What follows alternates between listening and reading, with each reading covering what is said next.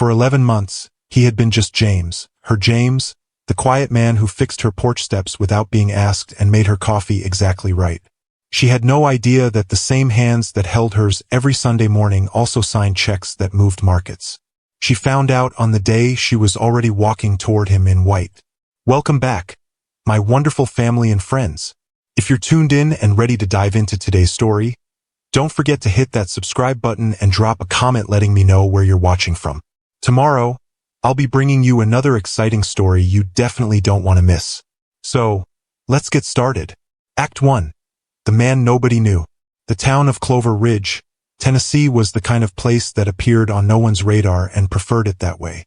It sat tucked between two low ridges in the eastern part of the state, population just under 3,000, the kind of number that stayed roughly constant because the people who were born there mostly stayed and the people who left mostly came back eventually, with the particular sheepish gratitude of those who have tried elsewhere and discovered that elsewhere was overrated. There was a main street with a hardware store, a diner, a pharmacy that doubled as a greeting card shop, a barber shop where the same four men had been playing chess every Saturday morning since approximately the Clinton administration, and a small public library run by a woman named Dolores Fitch who had opinions about the Dewey Decimal System that she was not shy about sharing. It was not the kind of town where billionaires lived, which was, of course, precisely why James Callum Bennett had chosen it. He had arrived 14 months ago in a used Ford F-150 dark blue 3 years old, the kind of truck that was common enough in eastern Tennessee to be essentially invisible, with a single duffel bag, a laptop in a worn canvas case, and a cover story that was technically true in every particular and misleading in every way that mattered. He told people he was a writer, working on a book, needed quiet, had rented the old Mercer property on the edge of town, a 2-bedroom farmhouse on 4 acres that the Mercer family had been trying to unload for 2 years because it needed work and the market in Clover Ridge was not exactly aggressive. Both things were true. James Bennett had, at 38 years old, decided he wanted to write something real. And he did need quiet. He had not had quiet in approximately 15 years.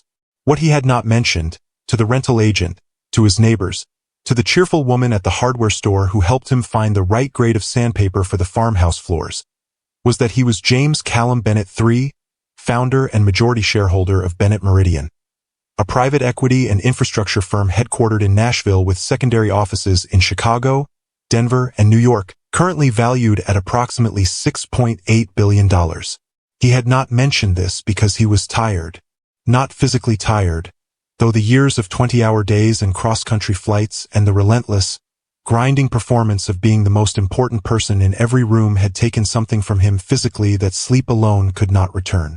He was tired in a deeper way, the way a person gets tired when they have spent so long being a version of themselves built for other people's consumption that they can no longer locate the original underneath. His therapist, Dr. Patricia Osei, Nashville, who had been gently but persistently making this point for 2 years, had said, "James, you need to go somewhere that doesn't know what you're worth. You need to find out who you are when the money isn't in the room." He had argued. Then he had driven to Clover Ridge on a Tuesday in September and signed a rental agreement with a ballpoint pen and felt, pulling into the gravel driveway of the old Mercer farmhouse, something he hadn't felt in so long he almost didn't recognize it. Relief. He had met Nora Gallagher in October, 6 weeks after his arrival, at the Clover Ridge Harvest Festival, which was exactly what it sounded like and exactly what he had needed without knowing it. She had been running the baked goods table for the Clover Ridge Elementary School PTA. She was a 4th-grade teacher, he would learn, had been for 6 years, and she had been engaged in a patient, losing battle with a banner that the wind kept insisting on folding in half at critical moments. He had stopped, held the banner flat while she secured the corners with the focused determination of a woman who had decided this banner was going up if it took all afternoon. "Thank you," she'd said, straightening. And then she had looked at him directly without any of the social calculation he was used to, just a genuine look, the kind that actually sees, and said, "You're the writer. The Mercer place. Word travels," he said. "In Clover Ridge, word doesn't travel so much as it teleports." She extended her hand. "Nora Gallagher, 4th grade. And before you ask, yes, it is exactly as chaotic as you're imagining. And yes, I genuinely love it." He shook her hand. "James Bennett. And I wasn't going to ask. I was going to ask if those are apple cider donuts." She turned to look at the table, then back at him with an expression of exaggerated gravity. They are. And I'm going to need you to understand that they sell out in under 20 minutes every year, and there are people in this town who have planned their entire Saturday around them. How long ago did they go out? She checked her watch. 17 minutes. He moved to the table with a speed that surprised her and secured the last 3. She stared at him. He held one out. She laughed. A warm, undefended laugh that did something immediate and involuntary to the region of his chest, and took it. They talked for 40 minutes.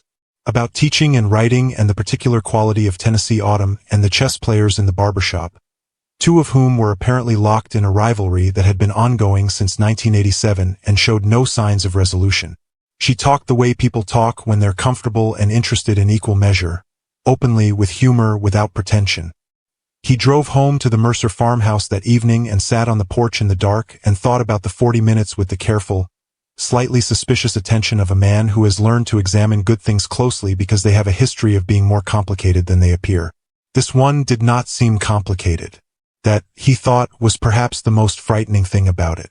The 11 months that followed were the quietest and most full of his adult life, which he understood was a paradox and accepted it as truth. He wrote in the mornings. Genuinely wrote. Not the gesture toward writing that he'd imagined it might be, but actual pages. Real ones. A memoir that surprised him with its honesty every time he sat down. He worked the farmhouse in the afternoons, the floors, the porch, the fence line along the back acreage, with the same focused attention he'd once given acquisition strategies, discovering in the process that physical work had a particular quality of satisfaction that no deal had ever provided. And he saw Nora. Slowly at first. Coffee at the diner, May's Diner, which had been on the corner of Main and Sycamore since 1962 and served pie that deserved its own monument. Then a walk along the ridge trail that ran behind the elementary school. Then dinner at her house, where she cooked with the same total, unselfconscious competence she brought to everything, and her golden retriever Biscuit. She had named her dog Biscuit, which told him everything he needed to know about her. Sprawled across his feet under the table as though he had always been there. He had not told her. This was the thing he would have to reckon with, the thing that sat quietly in the corner of every honest moment between them, watching. He had not told her because in the beginning it hadn't seemed necessary. He was James. He was writing. He was just a man. And then it had gone on long enough that not telling her had become its own kind of act of choice, and he knew it, and he told himself he would find the right moment, and the right moment kept not being now, and the months move the way months move when you are living inside something that feels too good to disturb. By spring, she was the first person he thought of in the morning and the last person he thought of at night, and he was fixing her porch steps on a Tuesday without being asked because they were uneven and it bothered him, and she had come home from school and found him there and stood on the path with her school bag on her shoulder and looked at him in a way that reached somewhere very deep and unguarded in him and said, "James Bennett, you are going to be very hard to get rid of." "Good," he'd said. He had proposed on a Saturday evening in June, on the ridge trail where they'd walked that first autumn, with a ring he'd driven to Nashville to choose personally. Not the largest stone, not the most expensive setting, but the one that had looked, when he held it up, most like her. She had said yes before he'd finished the sentence, and then immediately apologized for interrupting. And then they had both laughed in the gold evening light on the ridge above Clover Ridge, Tennessee, and he had held her and felt, beneath the joy, beneath the complete and overwhelming rightness of it, the thing he'd been quietly carrying for 11 months. The thing he had not said. He had to tell her. He knew it. He would tell her. He would tell her soon. If you are already invested in James and Nora, if you are already a little bit nervous about where this is going, drop a comment below right now and let us know you're here. We want to hear from you before we turn the page. The morning of the wedding arrived the way important mornings always do, ordinary on the surface, seismic underneath. Clover Ridge had decided, collectively and without being asked, that the Bennett-Gallagher wedding was its event of the year.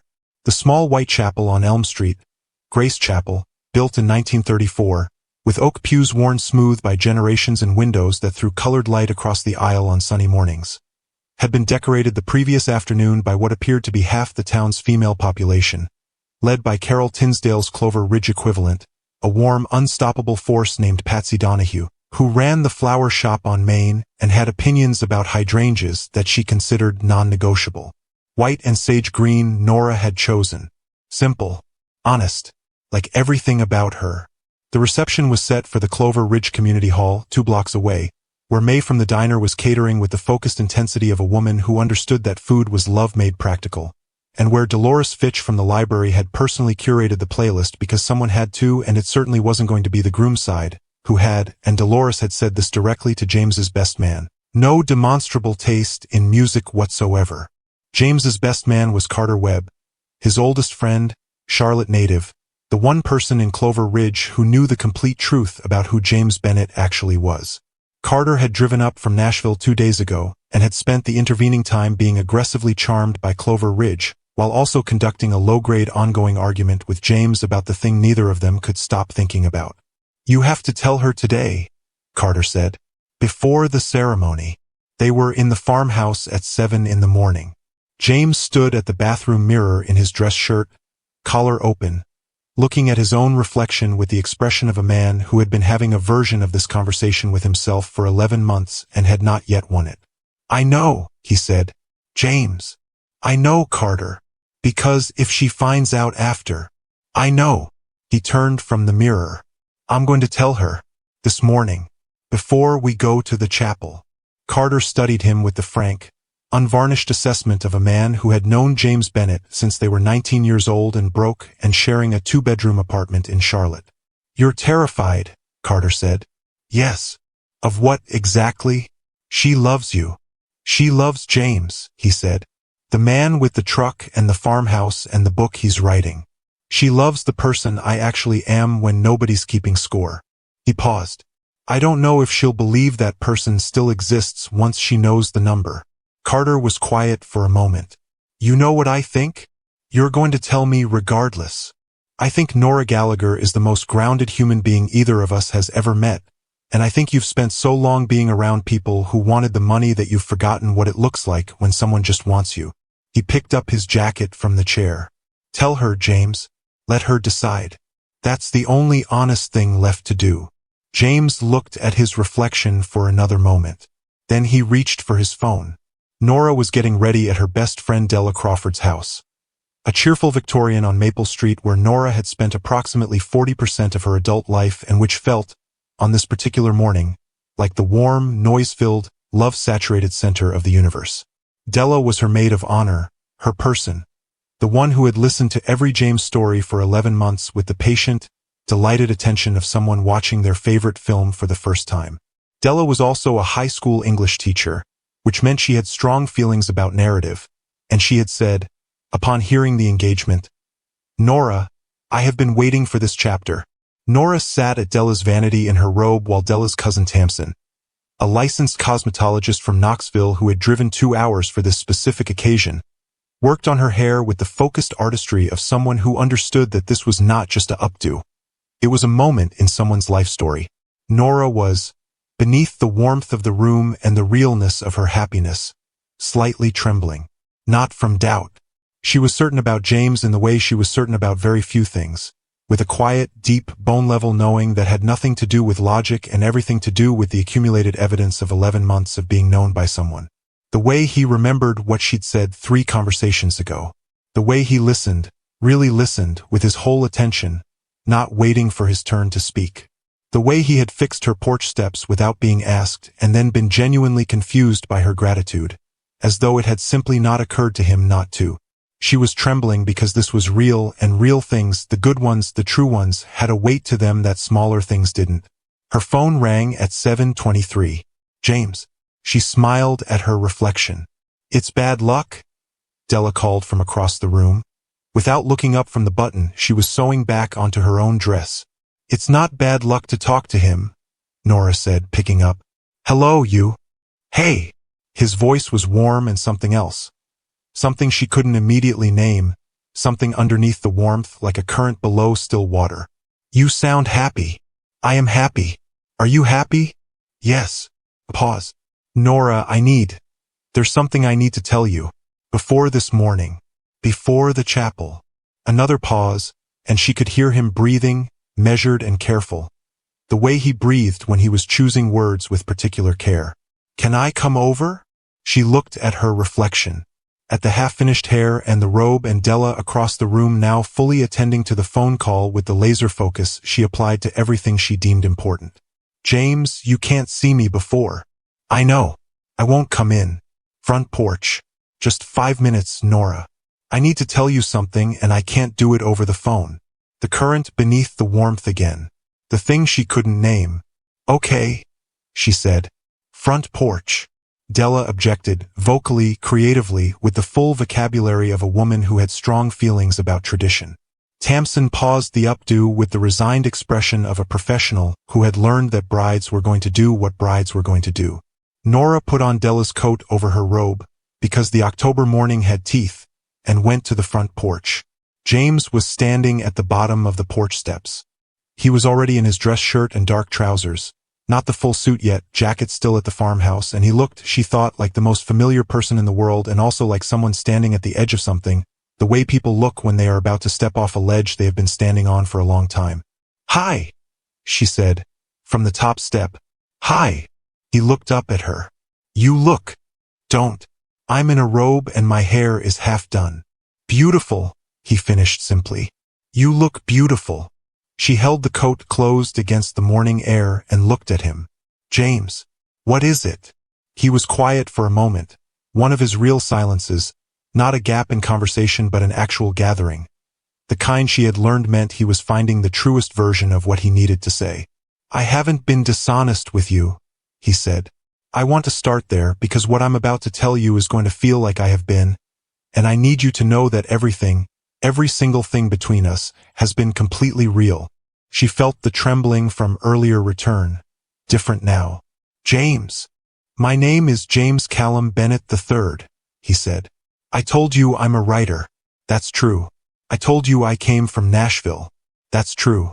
I told you I needed quiet and a different kind of life. He paused. All true. But, her voice was very quiet. I'm also the founder of Bennett Meridian. He held her gaze. It's a private equity firm, based in Nashville. We build infrastructure, acquire companies. He paused. It's worth approximately $6.8 billion. And I own the majority of it.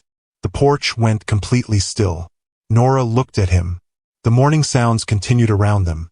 A car somewhere on Maple Street, birds in Della's oak tree, the distant sound of Tamsin's voice inside calling something to Della, and none of it penetrated the specific, suspended silence of this moment. 6.8, she said. Yes. Billion. Yes. She sat down on the top porch step. Not dramatically, just sat the way a person sits when their legs have made a decision their brain is still processing. He didn't move. He let her have it. How long? She said. Have I known I needed to tell you? Since about month 2.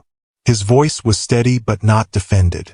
Raw and honest in the way it only was when he was not managing anything. Have I been looking for the right moment? Since month 2. Did I keep not finding it because I was afraid? Pause.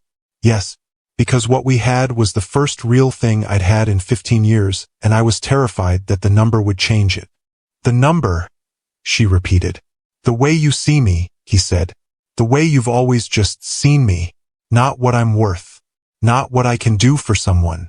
Just, he stopped. Just me. She looked at her hands in her lap. Inside the house, she could hear Della moving toward the front door with the instincts of a best friend who had registered a significant silence. Then stopping. Giving her the moment. Why today? Nora said. Why tell me this morning? Because I couldn't marry you carrying it. His voice, for the first time, broke slightly at the edges. Because you deserve to walk into that chapel knowing everything. And because, he stopped. Steadied. Because if you decide you can't, I need to know that before you're standing at the altar. Not after. She looked up at him. He was watching her with the open, unguarded expression she had seen only a handful of times. The night she told him about her father's death. The morning she'd been sick and he'd stayed without being asked. The evening on the ridge when he'd proposed. The expression of a man with no performance left, no strategy, nothing between him and whatever happened next. James, she said. Yeah. I need an hour, she said. I need you to go back to the farmhouse and give me 1 hour. He nodded. Once. Okay. He turned to go. James! He turned back. She looked at him from the porch step, in her robe and Della's coat, hair half done, the morning cold around both of them, and she said carefully, "The man who fixed my porch steps, the man who remembers everything I say, the man who sat with me the whole night my mother was in the hospital and never once made it about himself." She paused. "That man is real?" "He's the only real thing I've got," James said. She held his gaze for a long moment. Then she nodded once, stood up, went inside. James walked back toward the farmhouse through the quiet Clover Ridge morning, and did not know, could not know, which way the next hour would fall. This moment, right here, this is what great love stories are made of. Not the perfect moments, but the honest ones. Drop a comment below right now and tell us, what would you do in Nora's position? We genuinely want to know. Let's talk about it. The hour that followed was the longest of James Bennett's life, and he had sat through a 14-hour federal infrastructure hearing in 2019. He drove back to the farmhouse on autopilot, the familiar 2-mile stretch of road between Della's house and the Mercer property feeling longer than it ever had. The October trees on either side blazing red and gold in the morning light with a beauty that he was entirely unable to appreciate because his chest was doing something complicated and his hands on the steering wheel were not entirely steady. Carter was waiting on the porch. He read James's face in approximately 1 second. "You told her." "I told her. And she needs an hour." Carter absorbed this. "Okay," he said carefully. "That's okay. An hour is okay." "Is it?" James sat down on the porch steps, the same steps he'd rebuilt in April, replacing 3 rotted boards with new pine. The smell of fresh-cut wood and wood stain still faintly present if you knew to look for it. "Because it feels like she's deciding whether to come." Carter sat beside him, said nothing for a moment, which was, James had always thought, Carter's most underrated quality. The man knew when silence was the right answer. A hawk circled somewhere above the back acreage, riding a thermal with the unhurried patience of something that understood altitude. "You know what I kept thinking," James said finally, "driving back here?" "What?" "That I should have told her the second night." He turned the truck keys in his hands. "We were at May's. She ordered the chicken pot pie and she'd had a hard day. Marcus Delaney, this kid in her class who'd been acting out, had finally opened up to her about what was happening at home. She was talking about it, about him, and she cared so much, not in a performed way, just genuinely, deeply cared about this 9-year-old kid's life." He paused. "I thought right then, this is who she is. This is the whole thing. And I almost told her. I had the words right there." "Why didn't you?" "Because it was the second date and I didn't want to be the guy who dumps his net worth on the table like a business card." He laughed, short and humorless. "And then it was never the right time after that. Every time felt like it would cost something I wasn't ready to pay." Carter turned the collar of his jacket up against the morning chill. "You know what it actually cost you? 11 months of her not having the full picture. 11 months of you not fully trusting her," Carter said, not unkindly. "Which is the thing that's going to hurt her most. Not the money, the trust." James was quiet. He knew Carter was right. Had known it, honestly, since about month 3, when the omission had quietly crossed the line from understandable to intentional, and he had felt the shift and chosen not to examine it too closely. "She asked me if the real version of me was real," James said. "The man who showed up here, the man she's known this year." "What did you say?" "I said he was the only real thing I've got." Carter nodded slowly. "That's true. I know it's true." He looked out at the back acreage, the fence line he'd rebuilt, the garden he'd started in the spring, the land that had taught him something about the satisfaction of tending things slowly. The question is whether she can believe it after this. Inside Della Crawford's Victorian on Maple Street, the hour was not quiet. Nora sat at the kitchen table with her hands wrapped around a mug of tea that Della had produced with the silent efficiency of a best friend, who understood that this moment required warmth and caffeine in equal measure. Tamsin had retreated to the living room with the tactful grace of a woman who recognized a private conversation and wanted no part of its consequences. Della sat across from her. She had heard everything, Not from eavesdropping, but because the front door had been slightly ajar and Della had the hearing of a woman who had spent 6 years in a high school classroom developing radar for things happening just outside her line of sight. She had not spoken first. She had made tea and sat down and waited, which was the most loving thing she could have done. 6.8 billion, Nora said. I heard. Della. That is an incomprehensible amount of money. It is. That's not a different tax bracket. That's a different planet. It is, Della agreed. Nora looked at her. You're just going to agree with everything I say? For the next few minutes, yes. You need to say it out loud before you can think about it clearly. Nora looked back at her tea.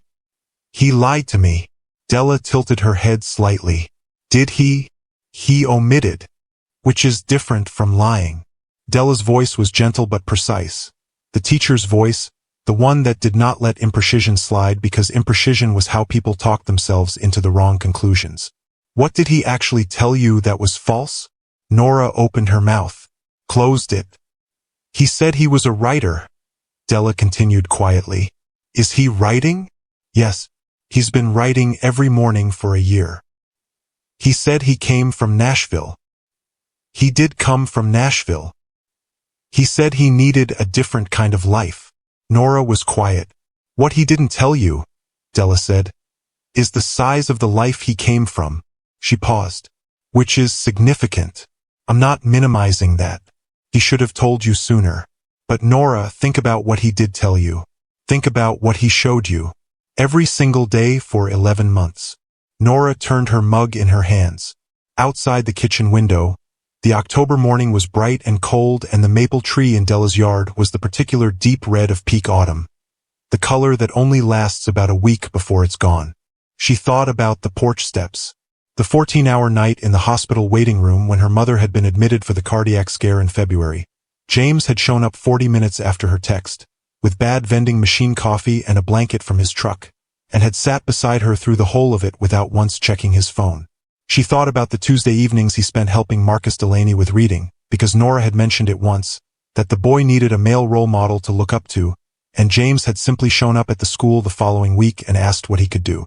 She thought about the way he looked at her across the table at May's, across her own kitchen, across the ridge at sunset, like she was the most interesting thing in any landscape. She thought about how none of that had anything to do with money. I'm not angry about the money, she said slowly, arriving at the truth of it as she spoke. I don't care about the money. I know, Della said. I'm scared, Nora said. That's what this is. I'm scared that the life I thought we were building, the farmhouse and the book and the farmer's market on Saturdays and teaching 4th grade and all of it, I'm scared that was only possible because he was choosing to live small, and that now that it's out, the real life comes back and I don't know how to live in that world, Della. I don't know how to be the person who fits there. Della was quiet for a moment.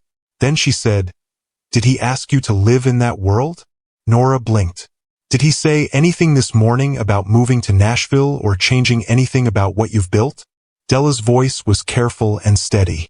Or did he stand at the bottom of those porch steps and tell you that the only real thing he had was the man who showed up in Clover Ridge? The kitchen was very quiet.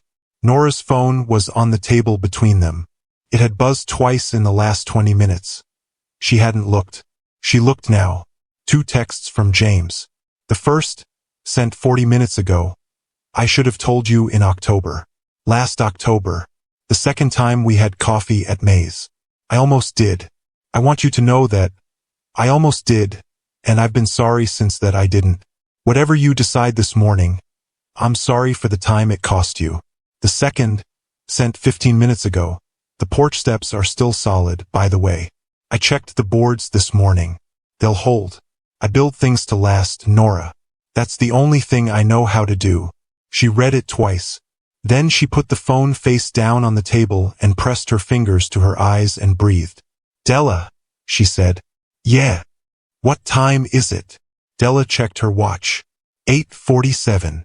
The ceremony is at 10. Yes.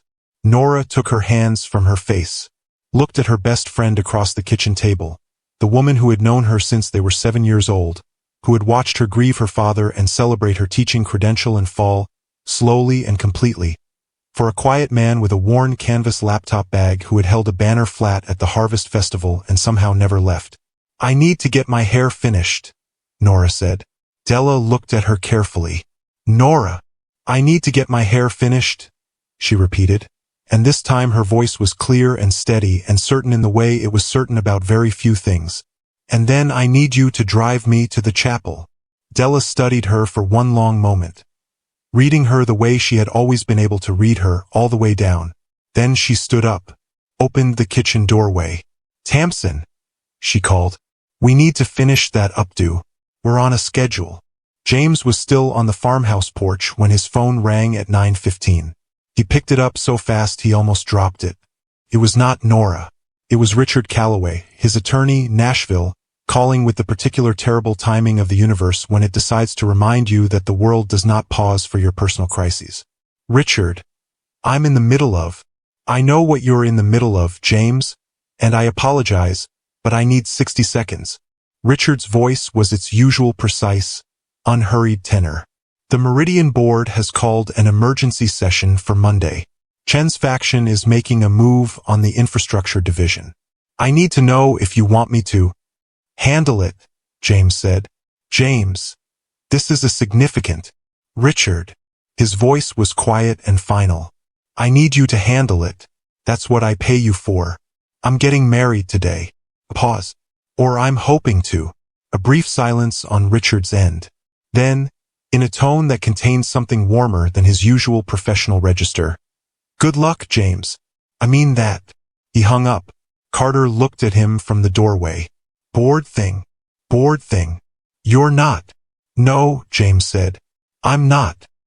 He looked at the farmhouse, the rebuilt porch, the repainted shutters, the garden going to its autumn sleep along the south wall. "This is the thing, Carter. This is the real thing." His phone buzzed. A text. From Nora. "See you at the altar, James Bennett." 4 words. Followed, after a 2-second pause, by a 5th text. A single line that he read 3 times standing on the porch of the old Mercer farmhouse in the October morning light. "But we are going to talk. About everything. Tonight." He breathed out. A long, slow release of something that had been wound tight for 11 months. "She's coming," Carter said, reading his face. "She's coming."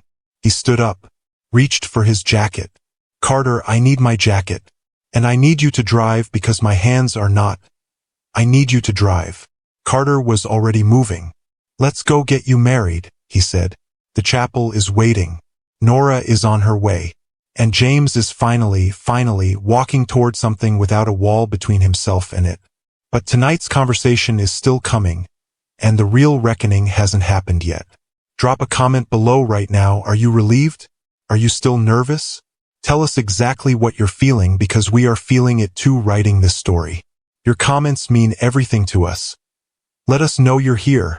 Grace Chapel had never looked more like itself than it did that October morning. The colored light came through the old windows exactly as it always did on clear days, fell across the oak pews in pools of amber and rose and deep blue, moved slowly along the worn aisle runner as the sun climbed, illuminated the white and sage-green arrangements that Patsy Donahue had spent 2 days constructing with the focused artistry of a woman who understood that flowers were not decoration but language. Every pew was full. Clover Ridge had turned out in its entirety, or close enough to make no difference. The chess players from the barbershop sat in the 3rd row on the left, suits slightly rumpled, expressions of genuine warmth on faces more accustomed to strategic concentration. May from the diner sat beside Dolores from the library, both of them already misty in the particular preemptive way of people who cry at weddings not from sentimentality but from recognition, from seeing something true take a public form. Earl Maddox was there, bow-legged and upright in the 2nd row, the same man whose words at the town hall months earlier had settled in Dominic's chest and stayed, except this was a different story, a different town, and the man in the 2nd row was here because Nora Gallagher had treated his wife's anxiety with the same calm, patient presence she brought to everything, and he had decided that was worth a Tuesday morning suit. The chapel smelled of old wood and white roses and the specific warmth of a room full of people who actually knew each other. James stood at the altar. He had been standing there for 4 minutes, which felt like considerably longer, with Carter beside him in the role of best man and the quiet, steady presence of Reverend Thomas Abernathy. 70 years old, married 43 of them, with the unhurried wisdom of a man who had stood at this altar for hundreds of beginnings and understood that the moment before was always the most honest one. James looked at the back of the chapel. The doors were closed. The organist, Mrs. Patricia Hale, who had been playing this instrument since before James was born, had begun the prelude, something soft and unhurried that moved through the chapel like light through water. Carter leaned slightly toward him. "Breathe," he said quietly. James breathed. He thought about what he was about to do. Not the ceremony, not the logistics of it, but the actual thing. The standing in front of everyone who mattered to Nora, everyone who had watched them become whatever they had become over 11 months, and saying, "This is it. This is the one. This is the thing I choose above everything I've built." He thought about his father, Richard Bennett Sr., who had built the first version of what became Bennett Meridian from nothing, who had taught James that value was created through discipline and that discipline required distance from people, from sentiment, from the softness that cost you. His father had been successful and lonely in equal measure and had never once seemed to notice the second part. James noticed it. He had noticed it for years, in the particular way you notice something you're afraid of becoming. He was not going to become it. The doors at the back of Grace Chapel opened. She was wearing ivory, not white ivory, the color of old things that have lasted, and she was walking alone. This had been her choice. Her father had been gone 6 years, and she had considered asking her brother, considered asking her mother, and ultimately decided that she would walk herself. "I've been getting myself places my whole life," she told Della. "I think I can manage the last 30 feet. She managed them. The chapel stood, the collective, instinctive standing of people responding to something that required acknowledgement. And she walked the aisle of Grace Chapel on a Tuesday morning in October with her flowers in her hands and her chin level and her eyes, from the moment the doors opened, on James. Only on James. He watched her come toward him and felt something happen in his chest that no financial instrument had ever produced and no acquisition had ever approached. Not excitement. Something quieter and more structural than excitement. The feeling of a foundation being poured. Of something load-bearing being set in place. She reached the altar. Reverend Abernathy smiled at them both with the warmth of a man who had seen this 100 times and still found it remarkable. "Who presents this woman?" he asked. The old words, the traditional ones. "She presents herself," Nora said clearly. A ripple of warm laughter moved through the pews. May from the diner pressed a handkerchief to her eyes. James reached out his hand. She looked at it for one moment. One honest, full moment in which everything they had not said in 11 months and everything they had said on a cold porch 3 hours ago existed simultaneously. And then she put her hand in his. Her grip was firm and warm and real. He exhaled. The ceremony was simple and true in the way that Nora made everything simple and true. They had written their own vows. James had written his over 3 days in September, crossing out and rewriting with the same painstaking honesty he brought to the memoir, understanding that these were the most important words he would ever arrange and that they needed to be exact. Reverend Abernathy led them through the opening, the readings. Della read a passage from Rainer Maria Rilke about love as two solitudes that protect and border and greet each other, which she delivered with the composed emotion of someone who had practiced and still barely held it together, and then he nodded to James.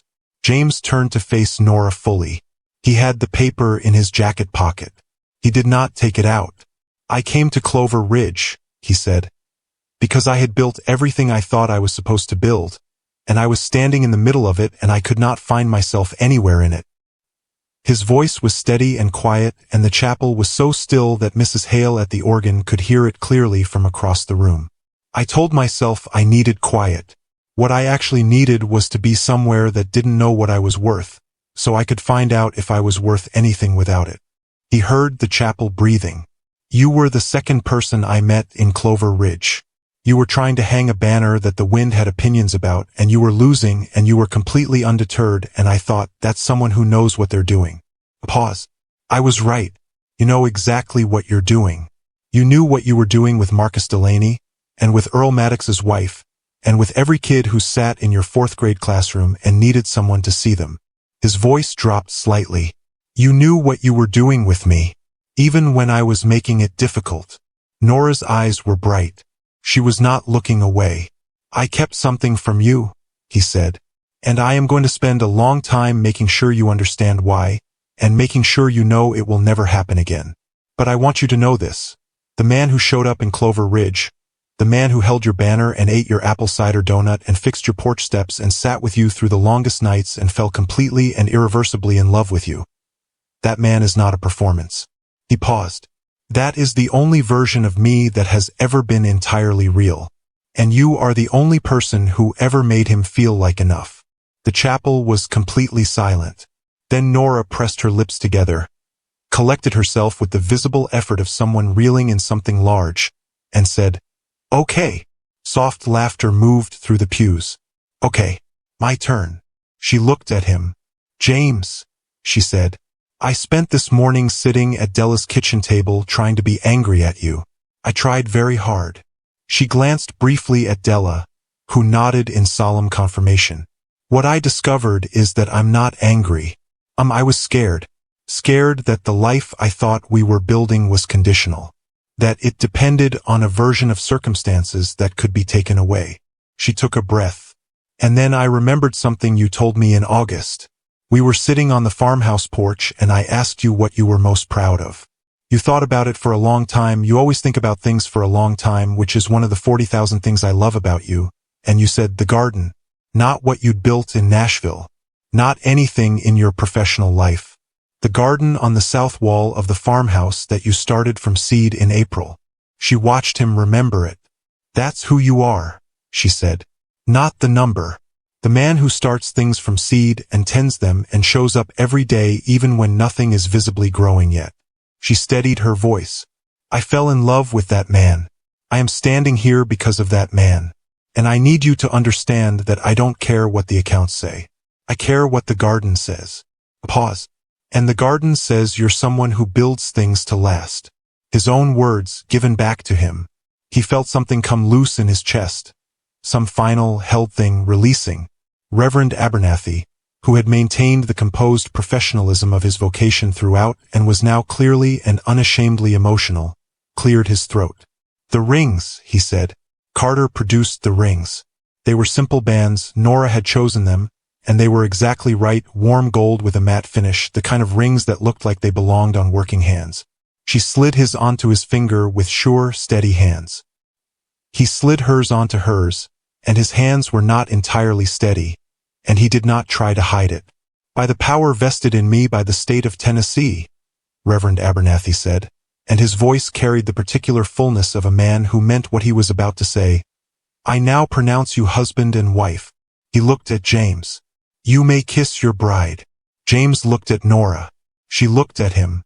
"Hi, wife," he said quietly, low enough for only her. "Hi, husband," she said. "You owe me a very long conversation." "Tonight," he agreed. "Tonight," she confirmed. And he kissed her in the colored light of Grace Chapel, in front of every person in Clover Ridge who had watched them become something true, and the chapel came up around them.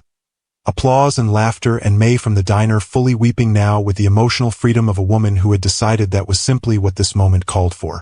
The reception at the community hall was everything a Clover Ridge reception was supposed to be. May's food was extraordinary. Dolores's playlist was, in fact, impeccable.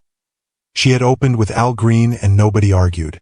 The chess players from the barbershop danced with their wives in the particular careful style of men who had been doing this for 40 years and had reached an equilibrium of competence and comfort that was quietly beautiful.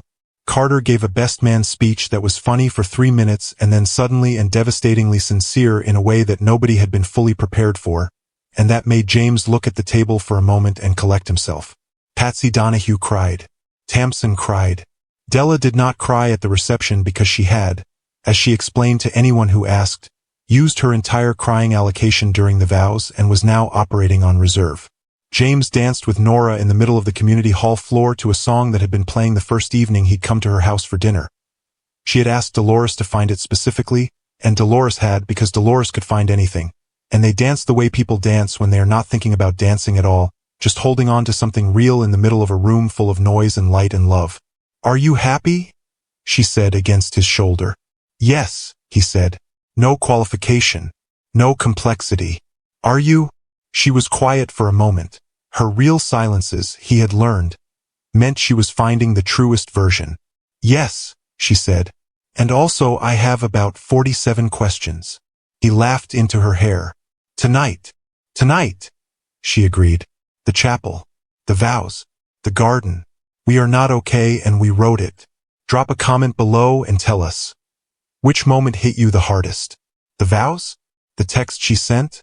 The garden? Tell us everything.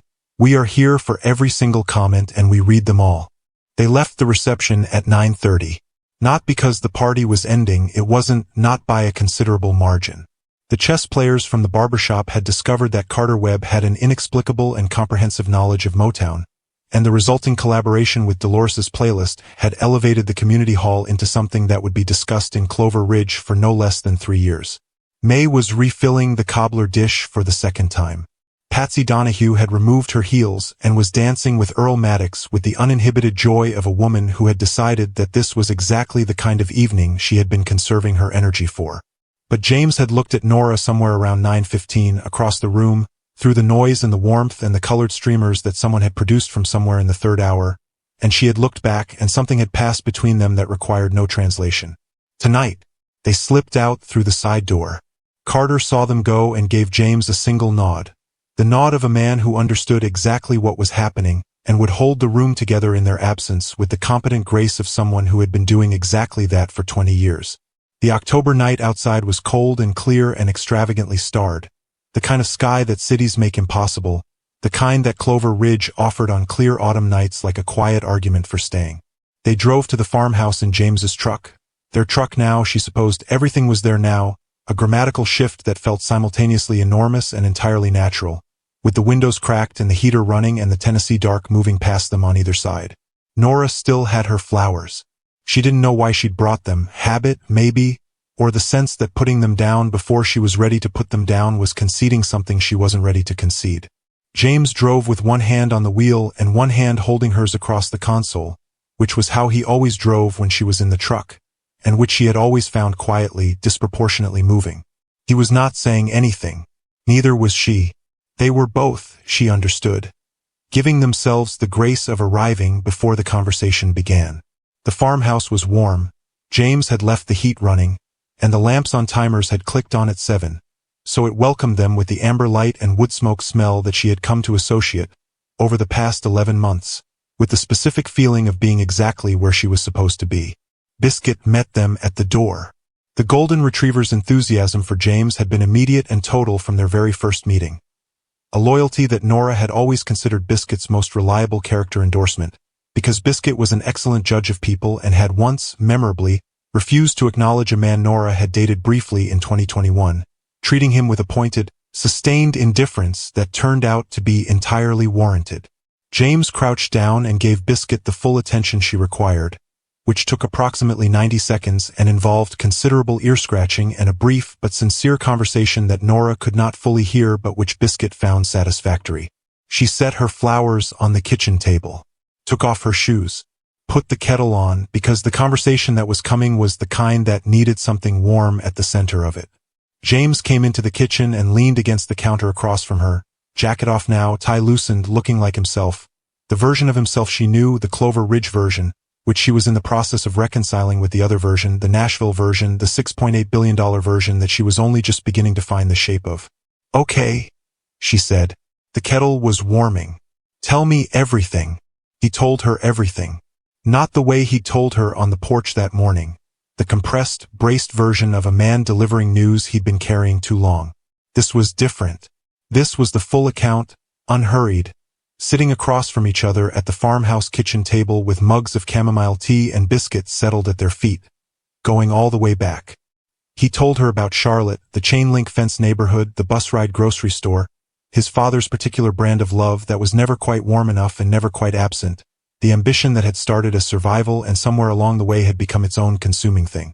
He told her about the first company, the building of it, the losing of it, the specific cold education of watching something you built collapse and deciding, from the rubble, that it would never happen again.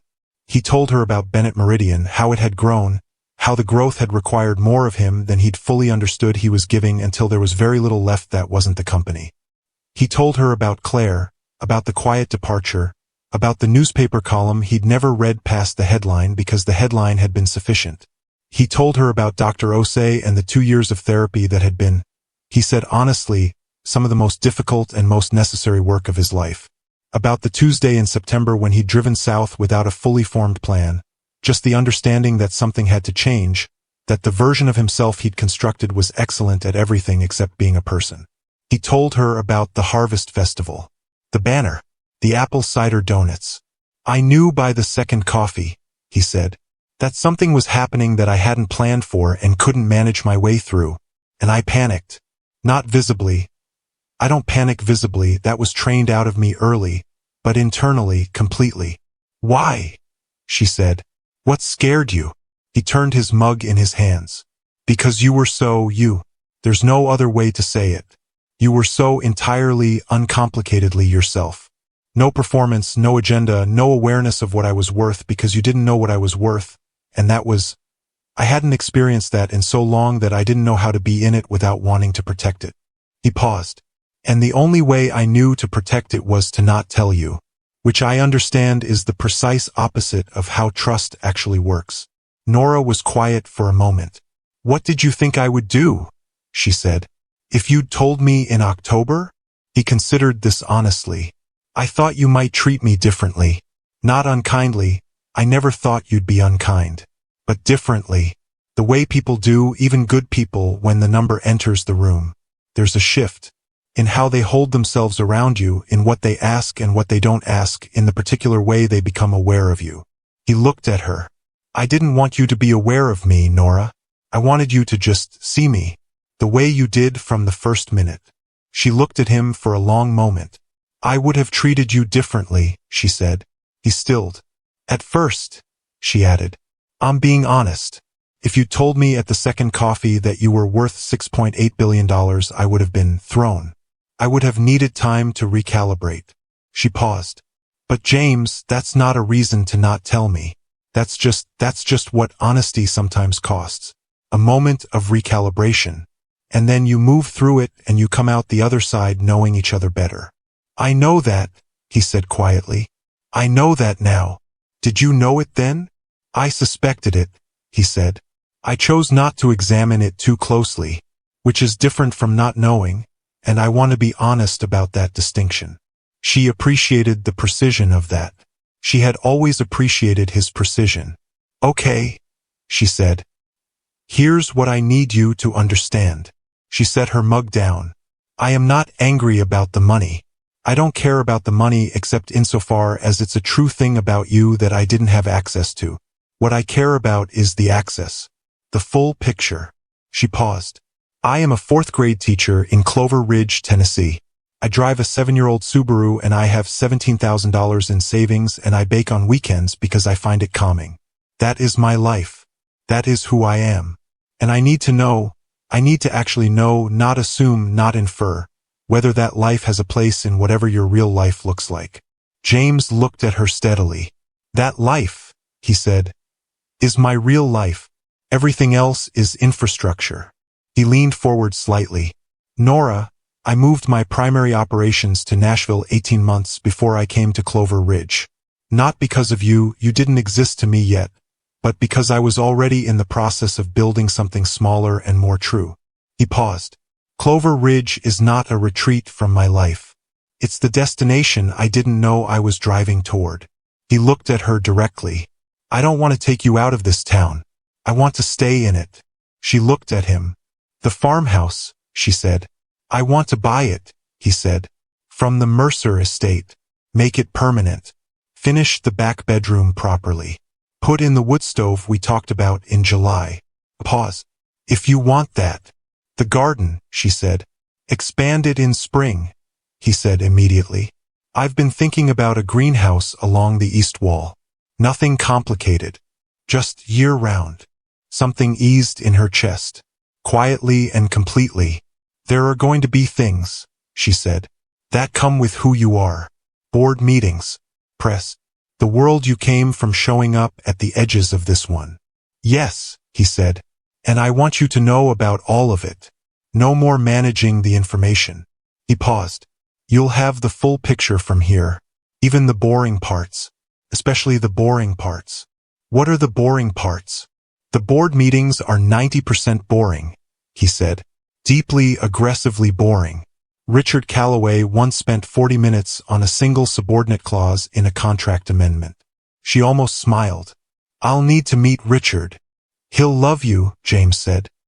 He's going to be completely unable to hide it, and it will irritate him for years. She did smile then, the real one, the unguarded one, the one that reached everything. James, she said. Yeah. I need you to call your father. He went still. What? Your father. She held his gaze. You've told me enough over this year that I know there are things between you two that have been sitting unaddressed for a long time. And I know that the version of you that got built in the silence of those things is not fully who you want to be. She paused. Call him. Not for me. For you. A beat. But also a little bit for me, because I would like my husband to be free of the things that keep him up at 3 in the morning when he thinks I'm asleep.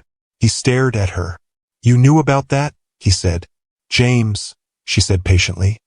I am a very light sleeper, and you get up and go to the porch and you sit there for an hour and you come back and you think I don't notice. I notice everything. I'm a 4th grade teacher. Noticing things is the entire job. He looked at her for a long moment, the full, open, undefended look that she had catalogued over 11 months as the truest version of his face, the one with nothing in front of it. Then he laughed. Not the short, slightly rusty laugh of a man relearning how. The real one. Full and warm and genuinely delighted. The laugh of a man who has been fully, completely, irreversibly known and has discovered that it feels nothing like he feared and everything like relief. He called his father the next morning. Richard Bennett Sr. picked up on the 3rd ring. A Sunday, 8 in the morning, the old man was always up early, had been up early for 70 years, the habit of someone who had once needed to take the hours before the world woke up and make something of them. James, he said, the way he always said it, containing everything and offering very little. Dad, James said. He was on the farmhouse porch in the early October light, coffee in hand, biscuit beside him. Nora was inside, making breakfast. He could hear her moving in the kitchen, the specific domestic music of her, and it steadied him. I got married yesterday. A pause. Long enough that James wondered if the call had dropped. I know, his father said. Carter called me. James blinked. Carter called you. Last night. Around 10. A pause. He said she was something special. She is, James said. Another silence, but different this time. Softer at the edges. Your mother would have, Richard started and then stopped, which was more than he usually managed on the subject, and James understood that the stopping was not absence but the opposite, too much present to get through the door of a single sentence. I know, James said quietly. I wasn't. His father tried again. The things I taught you, some of them were wrong. I've been aware of that. A pause, carrying the weight of a man who does not find this kind of accounting easy and is doing it anyway. I didn't know how to say so. You don't have to have it perfectly worded, Dad, James said. I'm not keeping score. I know you're not. A pause. That's something I didn't teach you. You came to that on your own. James looked out at the back acreage, the fence line, the autumn garden, the east wall where the greenhouse would go in spring. I want you to come to Clover Ridge, he said. Meet Nora. See the place. A pause. Thanksgiving, maybe, if you want that. The silence this time was brief and full. I want that, Richard Bennett said, simply without qualification. I very much want that. They talked for 35 minutes. Longer than they had talked in years, and about things that mattered, and James sat on the farmhouse porch in the Tennessee morning and felt something ancient and stubborn finally begin, quietly and without drama, to heal. He was still on the porch when Nora came through the screen door with 2 plates of eggs and toast and the unhurried ease of a woman entirely at home in a place. She sat beside him, handed him a fork, looked out at the morning. How was it? She said. Good, he said. Really good. He paused. Thanksgiving. She smiled. I'll make the chess pie. He's going to love it. Everyone loves the chess pie, James. That's the point of the chess pie. He looked at her, In the morning light, in yesterday's flannel she'd changed into when they got home, with her hair down and her feet tucked under her in the porch chair and a plate of eggs in her hands, and felt the foundation feeling again. The load-bearing thing. The thing that was not excitement or infatuation or the adrenaline of acquisition but something quieter and more permanent. The feeling of a thing that will still be true in 40 years. "I need to tell you something," he said. She looked at him with the mild, patient expression of someone who had recently expanded her capacity for revelations. "Okay. The memoir," he said. "The book I've been writing. Yes. It's about this. About coming here. About," he paused. "About what happens when you strip everything away and find out what's underneath." He looked at her. "You're in it. Significantly." She was quiet for a moment. "How significantly?" "You are, broadly speaking, the second half of the book." She stared at him. "James, I'll let you read every word before anyone else sees it," he said immediately. "You have complete." "I'm the second half of your book," she said. "Yes." "Your memoir." "Yes." She looked at him for a long, careful moment. Then she picked up her fork and pointed it at him with the calm authority of a woman who had spent 6 years managing 24 fourth graders and was not remotely intimidated. "I want to read it this week." "Yes," he said. "And if I have notes, I will take every note seriously and implement the ones that improve the book. All of them will improve the book." "Quite possibly," he agreed.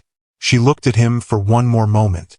Then she turned back to her eggs, and the corner of her mouth was doing the thing it did when she was containing something larger than a smile. "You know," she said, "for a billionaire, you are surprisingly manageable." He laughed. "The full one. The real one. You have no idea," she continued, with the serene confidence of a woman who had in fact already taken the full measure of the situation and found it well within her capabilities. "What fourth-grade classroom management does for a person's skill set." "I believe you completely," he said. "You should." She handed him the salt without being asked. "Eat your eggs." He ate his eggs. On the farmhouse porch in Clover Ridge, Tennessee, on the first morning of the rest of his life, with a golden retriever at his feet and a woman beside him who had chosen him. Fully, completely, with the whole picture in front of her, and with the greenhouse to plan and the memoir to finish and his father coming for Thanksgiving and 35 minutes of phone call still warm in his chest like something rekindled. The most arrogant thing he had ever done, James Callum Bennett decided, was assume he knew what a good life looked like before he'd lived one. He was, at 38 years old, just getting started. And this time, he was building it to last. She didn't know he was a billionaire. But here's the thing. She fell in love with him anyway. And in the end, that was the only thing that mattered. If the story moved you, if James and Nora found their way into your heart the way they found their way into ours, drop a comment below right now. Tell us your favorite moment. Tell us what made you cry or smile or hold your breath. Tell us if you want more stories like this one. We read every single comment, and every single one means the world to us. Don't scroll past. Leave your mark on this story. You were here for it. Thank you so much for watching my story all the way to the end. Your support means everything. Don't forget to subscribe to my channel and drop a comment below. I'd love to hear your thoughts.